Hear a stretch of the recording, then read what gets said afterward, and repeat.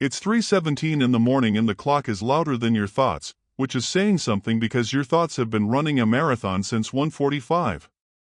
The bedroom is the kind of dark that feels heavy, like the shadows have weight, and you're just lying there staring at the ceiling fan that hasn't been cleaned in 6 months. On the nightstand, your phone screen glows again, you forgot to turn off notifications, and there it is. The email. The one that came through at 4:52 p.m. yesterday afternoon while you were sitting in traffic and pretending you weren't checking your phone at red lights. We regret to inform you, 6 words that can gut you faster than any bad news you've ever received. Downstairs on the kitchen table, the bills are stacked in a neat little pile because at least you can control the way they're arranged even if you can't control the numbers printed inside. Electric. Medical. The one from the car repair that you thought was going to be $300 and somehow became $900. You haven't opened the new ones yet. The ceiling becomes a screen and you're watching a documentary of your own failures. Every missed opportunity. Every door that's slammed shut. Every prayer you whispered with shaking hands that seemed to bounce off the drywall and land nowhere. You don't even realize you're doing it, but your lips are moving slightly and what comes out is barely a breath. God, do you even see me right now? Because it really doesn't feel like it. Because here's the thing about midweek faith. Sunday faith is easy. Sunday faith has worship music and a sermon outline and people around you nodding in agreement. Sunday faith feels like you could move mountains with a single declaration. But Wednesday faith? Wednesday faith is sitting in your car in a parking lot at 8:14 p.m., engine off, windows fogging up because you've been crying and you didn't plan on it. Wednesday faith is holding a cup of coffee that went cold 2 hours ago and staring at the brick wall in front of your windshield wondering if this whole trust God thing actually works or if you've just been fooling yourself. I know that parking lot. I've memorized the cracks in the asphalt. It was the year my business fell apart, not dramatically, not in a way that would make a good testimony. It just bled out slowly, client by client, invoice by unpaid invoice, until I was sitting there on a Thursday night with nothing left but a rejected loan application on the passenger seat and a question I was almost too afraid to ask: is this where my faith ends? Because that's the fear, isn't it? Not just that things are hard, but that your faith might not survive the hardness. That maybe you're one of those people Jesus was talking about when he described seed falling on rocky ground, sprang up quickly but withered when the sun came out. You don't want to be that person. But you're not sure you're strong enough to be the other kind either. And right there, in that parking lot, with cold coffee and hot tears and a God who felt further away than he's ever felt, I remembered something from the Gospel of Mark. Not the polished version. Not the verse printed on coffee mugs and wall art. The raw, almost absurd words Jesus spoke to his disciples: have faith in God. Truly I tell you, if anyone says to this mountain, go, throw yourself into the sea, and does not doubt in their heart but believes that what they say will happen, it will be done for them. Let's be real for a second. When you read that verse on a good day, it sounds epic. You imagine yourself standing before impossible obstacles, arms raised, voice commanding, mountains crumbling into the ocean like a scene from a movie. But when you read that verse on a Thursday night in a parking lot with your bank account in the negative and your hope running on fumes, it feels almost cruel. Like, thanks, Jesus, but I can't even move my own discouragement right now, let alone a mountain. And that's where the mirror moment hits hardest. Because maybe you've been there too. Maybe you've heard that verse and thought, that kind of faith is for other people. People who haven't failed. People who haven't been rejected. People who still feel something when they pray. Maybe you've been silently convinced that your faith is too weak, too shaky, too full of questions to ever move anything. But here's the memorable truth I'm learning, and I'm still learning it, and I'll probably be learning it until the day I die: faith is not a feeling. Faith is a choice you make when you don't feel anything anymore. Faith is not the absence of doubt, it's the decision to keep speaking truth even when doubt is screaming in the background. Faith is not the mountain moving instantly. Faith is opening your mouth when your heart is shattered and still whispering, I trust you. I don't understand. I don't see anything changing. But I trust you. The middle of the week is where faith becomes real. Not on the mountaintop of Sunday morning. Not at the conference where everyone's hands are raised. But in the valley. In the waiting room. In the parking lot. In the kitchen at 3:17 a.m. when the only sound is the clock and the only audience is a God who seems silent. So here's the question that pulls us into what comes next, and don't think I've got this figured out because I absolutely don't. How do you have faith when everything is falling apart? How do you speak to a mountain when you can't even see past the fog? How do you believe when believing feels like the most foolish thing you could possibly do? But that night in the parking lot, something shifted that I still cannot explain. I was still gripping the steering wheel when the words came.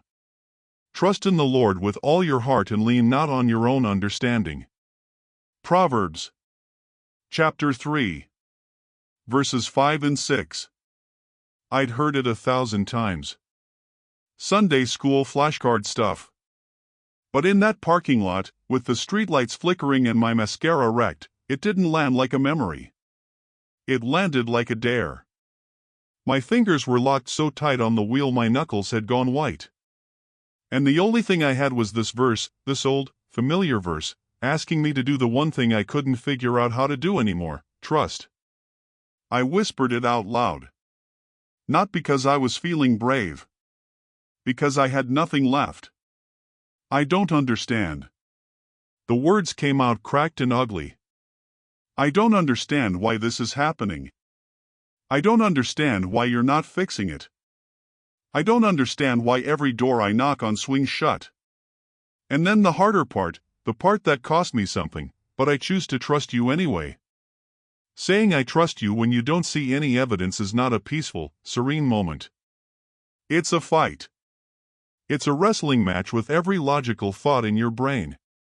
It's looking at the numbers on your banking app, negative $347, overdraft fee pending, and saying God will provide when your brain is screaming you're delusional. It's watching the missed calls from creditors pile up and still choosing to believe that God hasn't forgotten your address. My phone buzzed in the cup holder. Another text from the bank. Your account remains overdrawn. Please make a deposit immediately to avoid additional fees. I stared at those words until they blurred. And right next to that notification was a text from my sister from 3 days ago that I still hadn't answered. Hey, just checking in. How are things? I couldn't even bring myself to reply. Because what was I supposed to say? Things are great, just waiting on God while my finances collapse and my dreams die? The shame of it sat in my chest like a stone. Section hook. But here's what I'm learning about shame and silence and the God who seems too quiet: He doesn't waste the waiting, even when the waiting feels like abandonment. Here's the mirror moment, and I need you to sit with this one because I suspect you've been here too. Have you ever felt embarrassed by God's silence? Like, genuinely ashamed, as if His lack of response somehow reflected on you? Your friends who don't believe see your life falling apart and say, "Where's your God now?" And you don't have an answer. Your Christian friends, bless their hearts, say things like, "Just keep trusting," or "God's timing is perfect," and you smile and nod while inside you're thinking, that's easy to say when your life isn't the one imploding. You start to wonder if maybe you're doing faith wrong. If maybe God helps everyone else but somehow you've slipped through the cracks. You remember yesterday afternoon, after the email, when you sat in the parking lot with your hands still gripping the steering wheel and your heart feeling like it had been wrung out. That's when Joseph came to mind. Not the Christmas Joseph with the manger and the quiet obedience. The other one, the dreamer with the colorful coat, the one whose own brothers hated him enough to throw him into a pit and sell him into slavery. You know his story. 17 years old, betrayed by his own blood, dragged away from everything he knew, falsely accused by his master's wife, and locked in a prison for a crime he never committed. And the Bible says, and this part always gets me, the Lord was with Joseph. Read that again. The Lord was with Joseph in the pit. The Lord was with Joseph in the slave market. The Lord was with Joseph in the prison cell. 13 years. 13 years of waiting. 13 years of silence. 13 years of God, I thought you had a plan for me. If Joseph had a parking lot moment, and I'm sure he did, probably many of them, probably in a cell that smelled worse than my car, he might have quoted the same verse. Trust in the Lord with all your heart. Don't lean on your own understanding. Because his understanding said, I'm forgotten. His understanding said, God's promises aren't true. His understanding said, this is the end of my story. But it wasn't the end. The prison wasn't a punishment. It was a hallway. The waiting wasn't rejection. It was preparation. God wasn't absent. He was arranging things Joseph couldn't see: a famine that hadn't happened yet, a Pharaoh who hadn't dreamed yet, a family that would need saving years down the road. Joseph couldn't see any of that from his cell. All he could see were walls. But God was working in dimensions Joseph didn't even know existed. Mini hook, and this is the part where faith gets real, because you have to decide whether you believe God is working even when you can't detect a single trace of His presence. Here's the memorable truth that rewired something in my spirit that night, and I want you to hold on to it like a lifeline. God's silence is not His absence. It's His preparation room. The delay is not denial. The closed door is not a dead end. Sometimes it's a holding pattern, and the holding pattern is where He builds in you what you'll need for where He's taking you. I think about Joseph walking out of that prison and into the palace, and I wonder if he looked back and understood. I wonder if he saw that the betrayal, the false accusation, the forgotten promises, the endless waiting, all of it wasn't random cruelty. It was curriculum. Every year in that cell was a year of character being forged. Every disappointment was a lesson in leadership. Every moment of silence was God trusting Joseph with a story that would require a bigger faith than instant answers ever could have built. My hands finally loosened on the steering wheel. I picked up the cold coffee cup, took a sip of the bitter, stale liquid, and almost laughed. Because here's the thing about cold coffee and cold seasons: they're not the end of the story. They're just the middle. And the middle is messy. The middle is where you can't see the resolution. The middle is where faith stops being a concept and becomes survival. I didn't get a vision that night. No angel showed up. My bank account didn't suddenly multiply. No mysterious check appeared in the mail. But something did shift. And it was quieter than a miracle and louder than a breakdown, all at the same time. My hands finally loosened on the steering wheel. I picked up the cold coffee cup, took a sip of the bitter, stale liquid, and almost laughed. Because here's the thing about cold coffee and cold seasons: they're not the end of the story. They're just the middle. And the middle is messy. The middle is where you can't see the resolution. The middle is where faith stops being a concept and becomes survival. I didn't get a vision that night. No angel showed up. My bank account didn't suddenly multiply. No mysterious check appeared in the mail. But something settled in my chest that I can only describe as a presence. Not a voice. Not a sign. Just a presence. Like someone had been sitting in the passenger seat the whole time and I was too busy white-knuckling the steering wheel to notice. The streetlights flickered one more time. The rain had stopped. And I remember my breathing changed. The tears had dried on my face and I didn't wipe them away. I just sat there, in the silence, in the empty parking lot, and I let go. Not let go of my problems. Let go of the illusion that I was the one holding them together. That was the moment. The surrender moment. The point where I stopped trying to be God in my own story and let God actually be God. And listen, I know how that sounds. It sounds like a nice church answer. It sounds like something you'd hear on a Sunday morning and nod along to while secretly thinking, yeah, but you don't understand my situation. I used to think that too. I used to think surrender meant weakness. I used to think it meant giving up. But that night I learned that surrender isn't raising a white flag to the enemy, it's handing the battle plans to the only one who's never lost a war. Are you tired of holding it all together? Are you exhausted from trying to figure out every step, control every outcome, manage every variable, and fix every problem with your own two hands? Are you ready to release your need to control what only God can handle? Are you ready to trust that He is fighting for you even when it looks like nothing is happening? Spiritual maturity doesn't come from having all the answers. It comes from accepting that you don't need to have them. It comes from the freedom of admitting, God, I don't know what you're doing. I don't understand this season. I can't see the way forward. But I trust you. That's not weak faith. That's the strongest kind of faith there is, the faith that says even if instead of only if. I started the engine that night. Not because I felt better. Not because my circumstances had changed. But because I had changed. I drove home slower than I'd driven to that parking lot. The roads were still wet. The streetlights were still flickering. But I wasn't the same person who had gripped that steering wheel 2 hours earlier. The problems were still there. The job was still gone. The uncertainty was still real. But I wasn't carrying it alone anymore.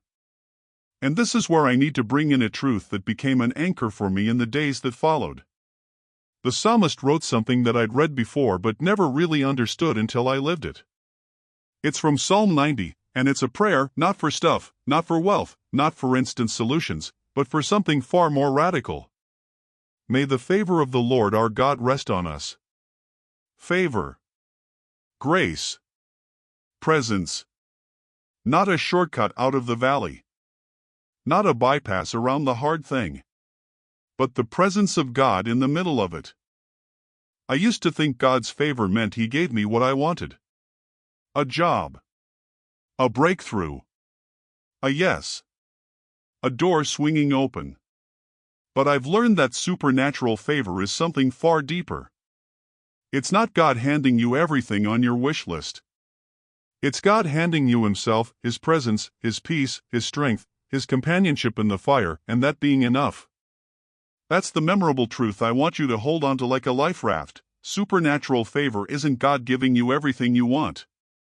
It's God giving you Himself, and that is enough.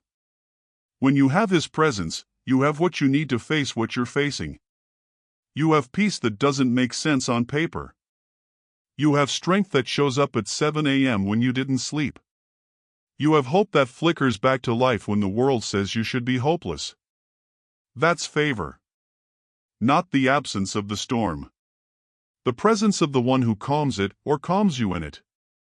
I think about Joseph again. When he finally stood before Pharaoh, he didn't walk in bitter. He didn't walk in broken. 13 years of waiting, and he walked in ready. Because the prison wasn't just a holding cell, it was a training ground. The betrayal wasn't just cruelty, it was curriculum. The silence wasn't abandonment, it was preparation for a moment Joseph couldn't have imagined when he was sitting in that cell staring at walls. Your waiting isn't wasted. Your parking lot moments aren't meaningless. The silence isn't God forgetting you. It's God preparing you for something you can't see yet. And that something might not come tomorrow. It might not come this month. But the God who was with Joseph in the pit is the same God who draws near when you lie awake at 3 a.m., tracing the cracks on the ceiling with your eyes, wondering if hope has run dry. He is not distant from your ache, He is right there in the hollow silence of an empty parking lot, in the lukewarm sip of coffee that's gone cold, in the questions that echo without answers. His presence doesn't always shout, sometimes it whispers like a steady breath in the dark, holding you together when you feel like falling apart. So let me pray for you. Not a polished prayer. Not a religious speech. Just a real conversation with the God who sees you right now. Father, I come to you not as someone who has it all together, but as someone who knows what it's like to be weak and scared and unsure. And I lift up the person reading these words right now. I don't know the weight they're carrying or the tears they've hidden today, but you do. You know the ache behind their brave smile and the weariness in their bones. Meet them in that tender, hurting place. Wrap your presence around them like a warm embrace that says, you are not alone. Let them feel, even in the smallest way, that you are near, not judging their struggle, but sitting with them in it. Whisper courage into their soul, breathe peace over their racing thoughts, and remind them that this chapter isn't the end of their story. You are the God who stays. You are the God who restores. And you are holding them even now, in this very moment. Amen. Out their name, but you do. I don't know their situation, but you've been in it with them from the beginning. For the one who is unemployed and feels invisible, staring at the ceiling at 3 a.m., wondering if their life still matters, let them feel truly seen by you today. For the one waiting on medical test results, holding their breath in an empty parking lot before walking inside, give them a peace that goes beyond logic, the kind that settles the soul even when nothing makes sense. For the one sitting with cold coffee and a silent phone, feeling forgotten by the world, whisper to their spirit that you have never lost track of them, not for a single moment.